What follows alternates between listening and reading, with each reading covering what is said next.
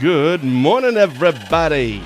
Brian Reisinger is our very special guest today, Wednesday, December 20th, 2023. Brian is joining us this morning to discuss his top 10 myths about rural Wisconsin. Very excited for this. But first, for DrydenWire.com, I'm Ben Dryden, and you're watching DrydenWire Live, presented by Americans for Prosperity Wisconsin. AFP Wisconsin works to reignite the American dream and break down government barriers that hold us back from our full potential. Learn more at americansforprosperity.org and join AFP to fight for more freedom for all Wisconsinites. So our guest today, Brian Reisinger, is joining us. You come back on the show because you were on not that long ago to discuss his top 10 myths about rural Wisconsin. Brian, good morning. How are you, sir? Good morning, Ben. Good to be with you. Thanks for having me back. I think I almost hit my swear quota last time, so it's good of you to take a second risk on me. Well, we're talking about myths, so I'll give you 2 this time. Usually it's 1, but 2 is the quota this time.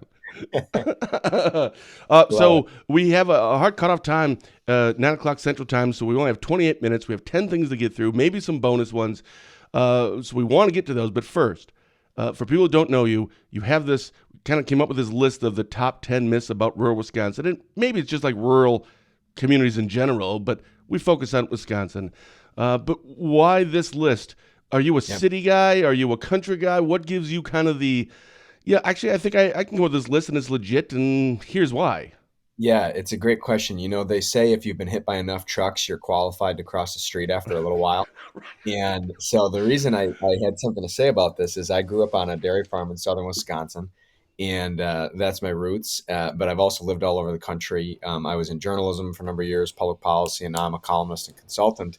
And, I lived in Nashville, Tennessee, and Washington, D.C., and came back to Wisconsin and intended to be there forever. But now actually what I do is a little bit unique. So I split my time between our family farm back in Wisconsin and a little small town in Northern California where my wife's family's from. So I go back and forth. My work is still in Wisconsin. My writing's in Wisconsin, my family, my cabin, all of that. So I get the chance to walk this rural-urban divide quite a lot. And I actually wrote a column that came out this week for the Milwaukee Journal-Sentinel. I read that. That was excellent, by the way. Thank you. And I don't want to spoil any of our top 10, but for those who want to catch it, the headline on the Ideas Lab page of the Milwaukee Journal-Sentinel is "Rural Folks Aren't Angry and Ignorant, They Feel Left Behind." So I talk about that a little bit. And I actually have a few angry moments in the column, which maybe debunk part of my point. Right.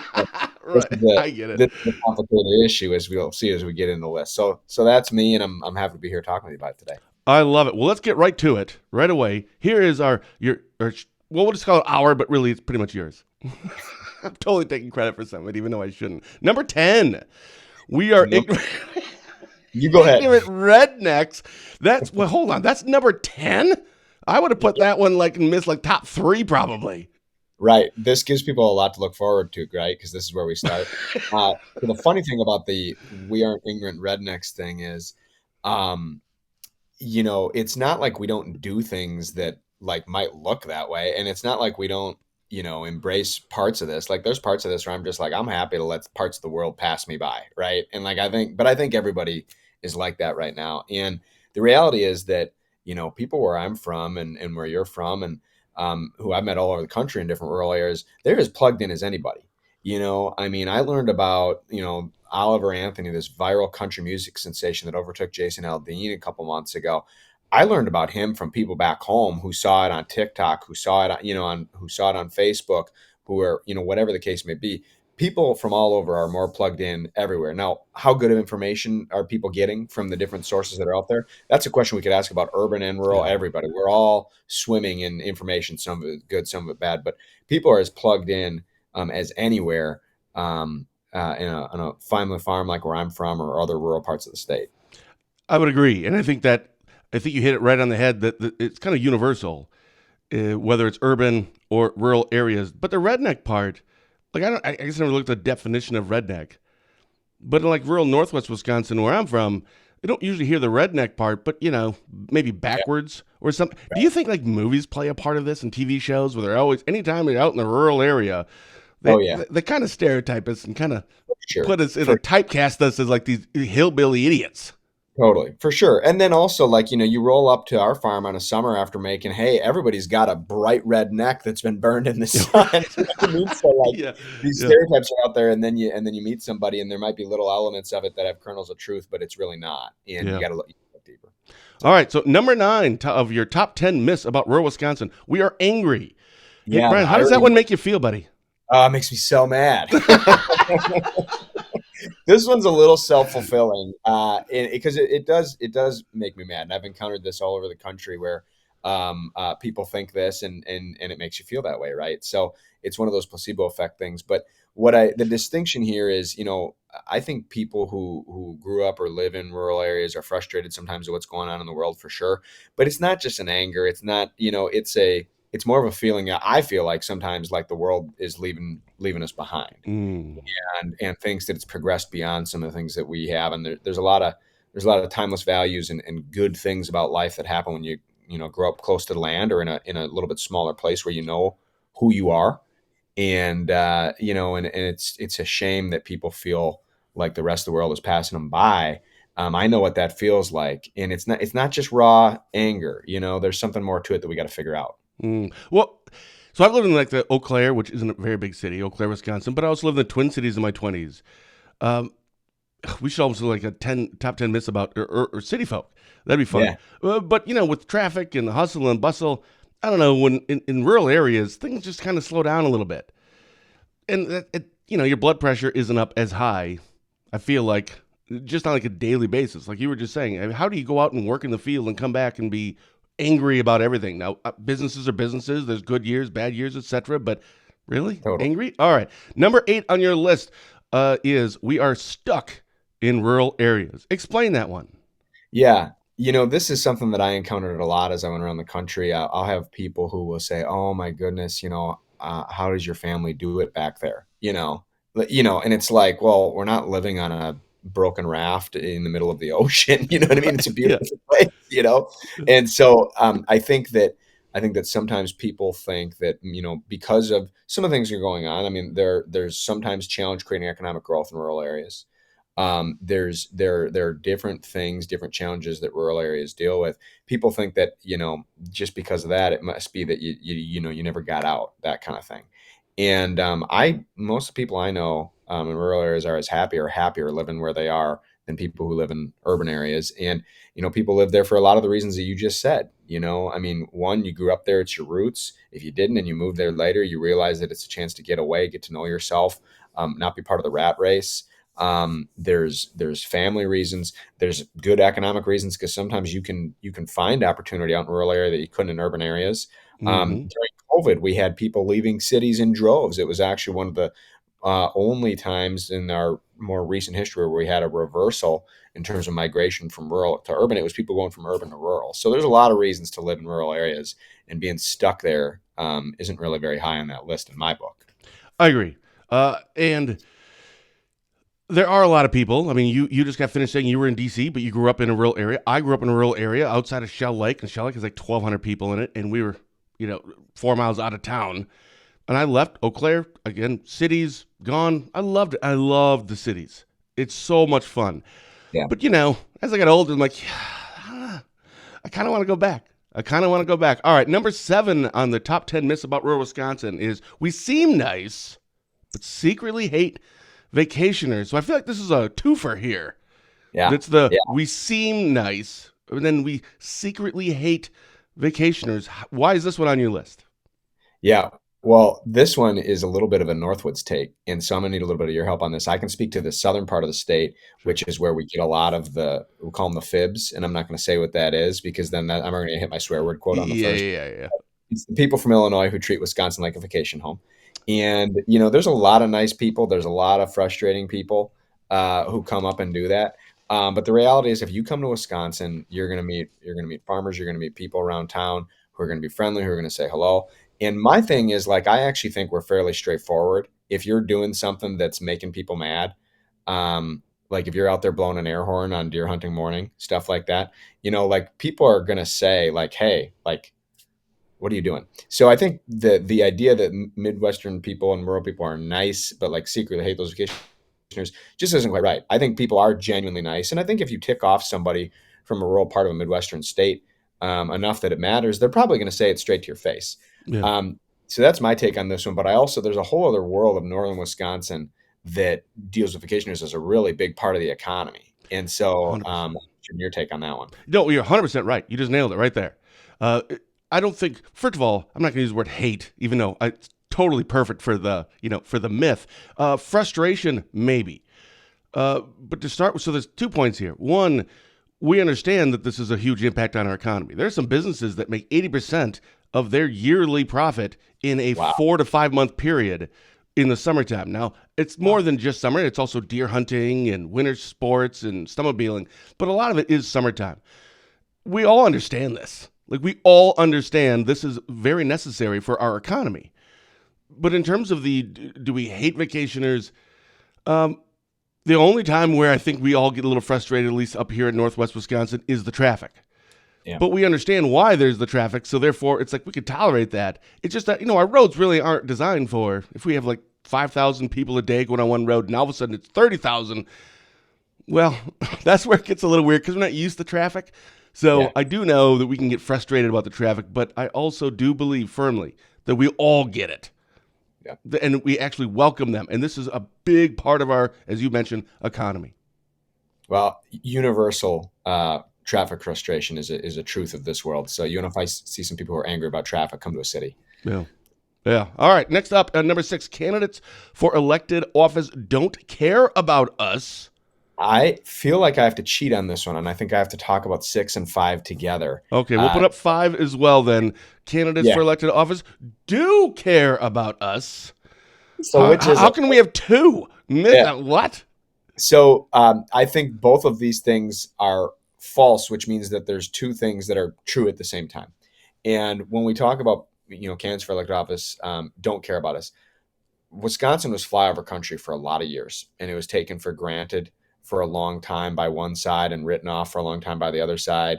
And also just in general, when you're going back from the coast, New York is the media center and DC's the power center and LA's, I don't know, the culture or fashion center, whatever it is they want to be the center of.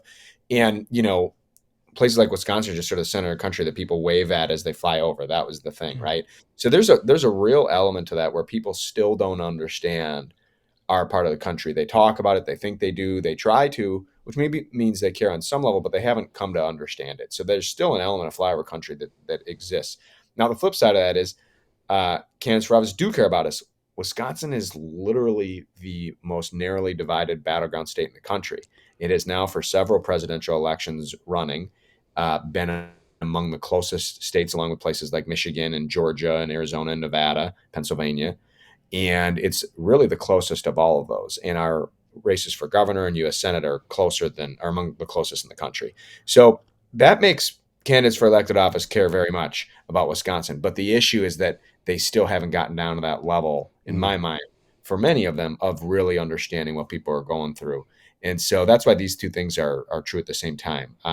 It's true we're kind of ignored. It's also true that we're treated as super important.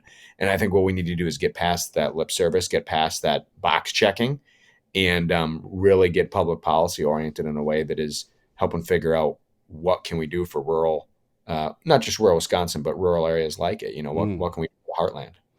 Well, so when I saw these, candidates for elected office don't care about us and candidates for elected office do care about us. So obviously we're talking about candidates. So what does that mean in terms of, do we just want them like stopping in every once in a while? Like, hey, Governor Evers is just in, Siren. Well, okay, but I think we should take it a little bit further, and I think you just did that by saying it's not just about that and presence, it's the understanding of who these people are in rural communities.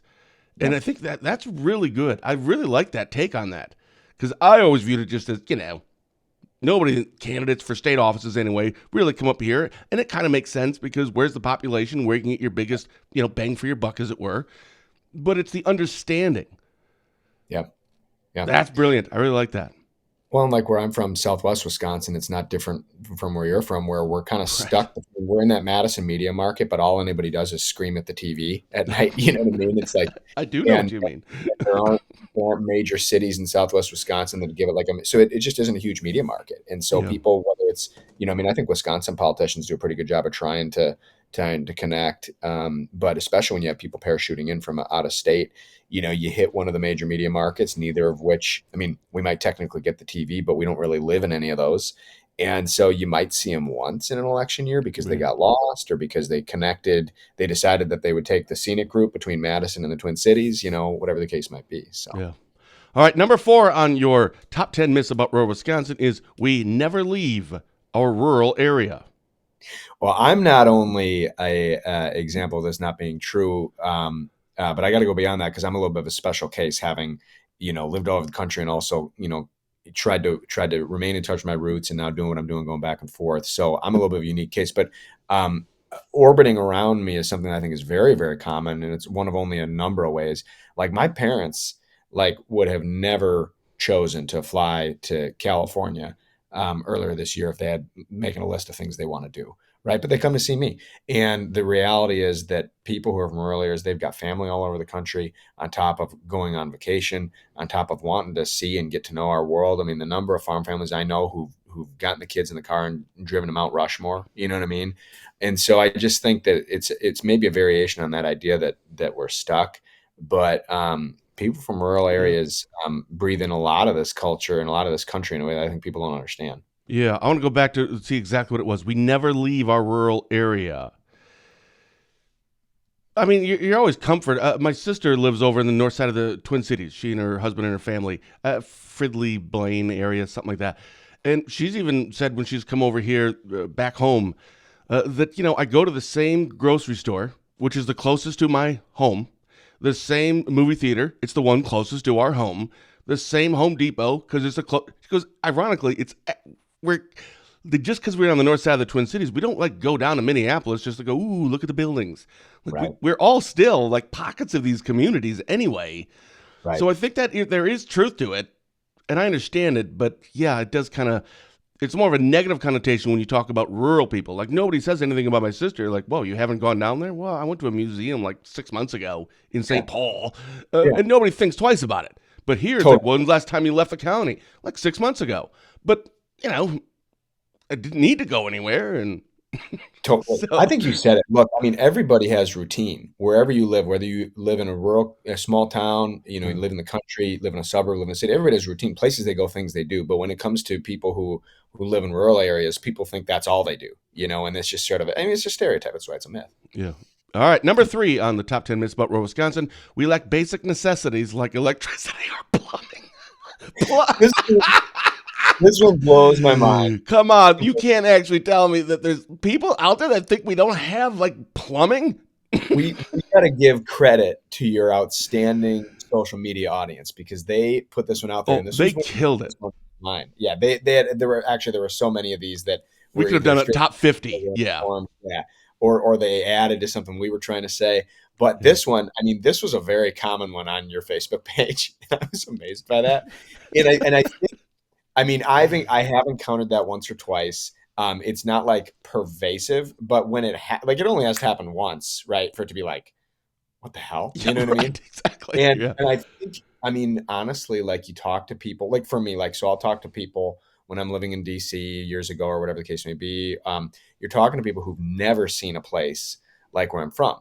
And I'm talking about the fact that we used to get up at 4 a.m. to milk cows in the morning. And I did that before I went in for morning practice for sports before school. And, we came back and we had work to do. And then here's what the summer looked like when my dad was making hay and, cows and, talking about all these different things. And it all sounds like something that's from a different place and time to them. And it kind of is for them. Right. I get it. And so I just think everyone's a little carried away and they're like, oh my goodness. It's kind of like you grew up in a barn thing. It's well, not quite, but pretty close to one, Yeah. And then people wonder what else? And it's just for people for whom that's such a foreign thing, it's very easy to think that, you must be living without basic necessities on top of it. I see. So it isn't specifically, pretty sure you guys don't have indoor plumbing. It's more of the everything else kind of reminds them of that old early 1900s type lifestyle kind of thing, or maybe back in the 50s or. Yeah. Okay, now that makes more sense because when I saw it, I'm like, what? Well, it's you milk the cows by hand? Is there electricity? And then the next thing it's just like, Yeah, no, we I get won't it. get this. I get it. I love it. All right. Number 2 on your top 10 myths about rural Wisconsin, that everyone is religious or one thing or another. Why did that one make your list? Yeah, this is something that is true of any person or any group of people who live anywhere, right? We're not a monolith. There are different views, beliefs, all this stuff. And, look, like I grew up with faith and my family did too. We grew up Catholic. Some of us are still Catholic, some of us aren't. I know a lot of people who did. But that's not something that defines the way that everybody thinks. And even within groups of people who are, do have faith or what have you, they all feel differently about things. But if you were to look at the view of rural areas from the outside, people think that it's, everybody's super religious and super one way politically Yeah. or whatever the case may be. And they're just not appreciating the fact that like everybody disagrees on all kinds of things. And that's okay. That's what makes America, outstanding, Yeah, I and think Emily Gall on her Facebook page had brought up something along these lines. Hey, real quick, first of all, thank you for people that are watching, but Tiffany Answer says, we're all Amish. I traded 5 chickens to borrow someone's phone for an hour to watch this show. So I just wanted to point that out. That was fantastic. Absolutely. Absolutely fantastic. All right. Now, I do have 2 bonus questions, and these are kind of based off of our Facebook comments. So I think we should be able to have time. We're getting close here. But so after your number 1, I have 2 extra ones.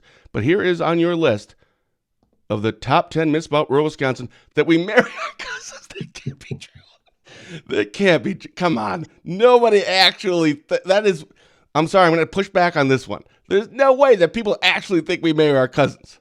You will hear that joke. You'll hear that joke. And I think it's because of like some unfortunate things that have happened at different times. Like there was this huge scandal decades ago. Jerry Lee Lewis, the rock and roll legend, Yes. right, was married to his cousin and he was from the South. And so like there's just like different things that like just, every once in a while, like, but it's like nobody ever says it seriously. But they joke about it. Okay. And like there's truth and humor, to which my answer is like, hi, how about like, all the royal families of Europe? Like, why is this a joke about a rural area when the people who traditionally ruled the world were legitimately like working to remain inbred? So anyway, that's, maybe I'm getting back into the rural people are angry thing accidentally here. Well, we should clarify. When they say cousins, though, is it by marriage? Because if it's not by marriage or like bloodlines, right? People marry, so that's a little bit different. But no, and like I would understand that if we're talking about, I don't know, Mississippi or Alabama, which that's probably really, I don't know why I'm just totally throwing them under the bus right now. But now they're considering you with their own top 10 list. We'll keep it going. Oh, Friends in the South, put your list together, fire back. oh, I love it. Oh, that's great. No kidding. We could, because a lot of those comments on our social media, and we could do a top 10 like every 2 months and do another top 10, another top 10. I know we have a hard cutoff time in about 6 minutes, but I do have a couple extra, and these were from some of our comments on our Facebook page yesterday. I put bonus question, probably should be bonus myth, but whatever, that we all hunt and fish. I remember when I moved to the Twin Cities and I told people where I was from, rural Northwest Wisconsin. They're like, oh, a lot of hunting and fishing, huh? I've never hunted in my life or fished in my life. I mean, it's fine that people do. Yeah. But Yeah. no, that is a very common one, and that's not a negative. It's just, you must hunt and fish if you're in rural Wisconsin. It's another monolith thing. Like I do hunt, and it's one of the things that in all the places I've lived, being able to do that keeps me grounded, keeps me close to my roots wherever I am. But not everybody does, and it's kind of like the religion thing or anything else. It's like people just like putting you in a box, Yeah. and a lot more complex than that. Yeah. Hey, speaking of religion, this is another one. We are all Republicans.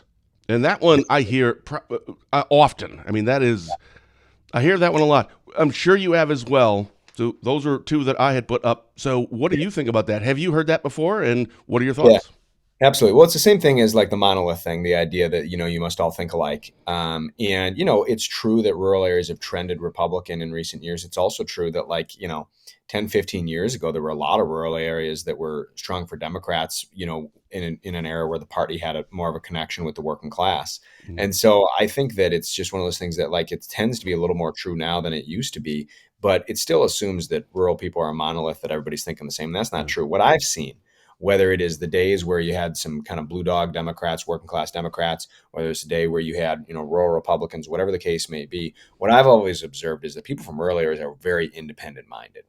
And so you've got people who, they might have some conservative values, or they might be trending conservative or Republican, but they think for themselves. And the reason is because you're out there on your own a little bit more. You figure a lot more things out. You're resourceful. You kind of do your own thing. You don't like to be told what to do, that sort of thing. So I think that, whatever political party it is, the party that has policies that can help make our lives better one way or another, whether it's through the private market, whether it's through some sort of a change in policy, whatever the case may be, and who listen and get to know rural people and rural communities, small towns, folks out in the countryside, and who spend time, learning and respecting them. I think what people really want is authenticity. And I think that's really a key. So I don't think you can put rural people in a box when we have as big of an independent streak as we do. And I think also when you look at, because after the elections, I always go through each of our counties. That we kind of focus on 6 counties, rural counties here in north of Wisconsin. Most of them will vote Republican, but some of these counties, it's a little bit more. Maybe it's like a 60-40, which that's not very typical. But I think like Redneck County is a little bit more that way. But a lot of these counties, we were talking 53-47.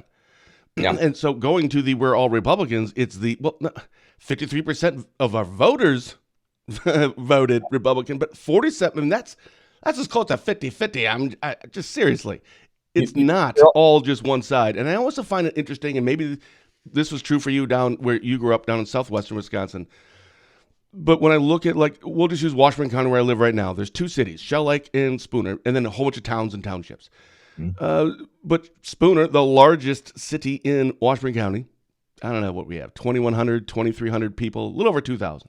If I told someone that's in the city that I'm from a town or a city in rural Wisconsin of 2,000, they would say, oh, you're all the things we just talked about, including you must be Republican. Right. Well, interestingly, Spooner, the city of and its areas, actually tend to vote more blue.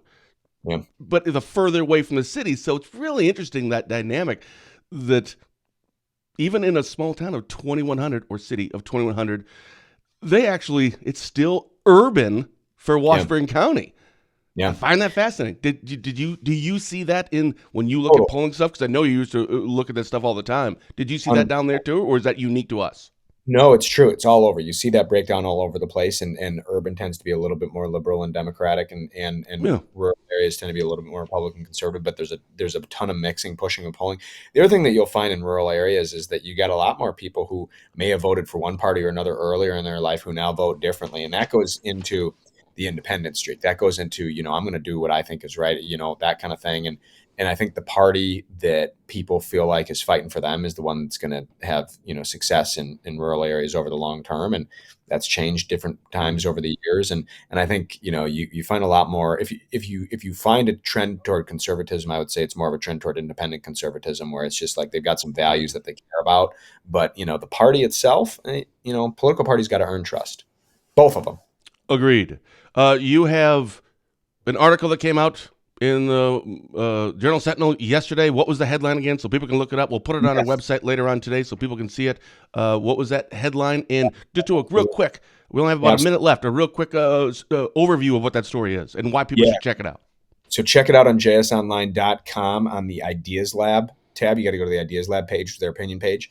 And it's called Rural Folks Aren't Angry and Ignorant, They Feel Left Behind. And what I do is I tell a story about some of the times that I first encountered that kind of a environment as I was going out from growing up on a farm to urban areas and learning what the world was about. And so is my country mouse to city mouse story, and some of the things I ran into along the way, and some of the things that I hope can help us all as we head toward Christmas not piss each other off. That's the idea. Hey, that's kind of a swear word. Not really. Do you want to hit your quota? Do you just want to start rambling a whole bunch off right now? I'm just trying to nail it.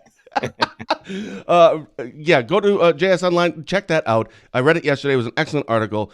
Brian, we should do this again because there's a whole bunch more. Special thank you to Brian Reisinger for joining us to discuss the top 10 myths about rural Wisconsin. I'll see all of you back here on Tuesday when Barron County Sheriff Chris Fitzgerald and I will be back for our weekly Positive Tuesday with Ben and Fitzy show. So until then, for DrydenWire.com, I'm Ben Dryden saying thank you for watching. Have a very Merry Christmas. and a blessed day.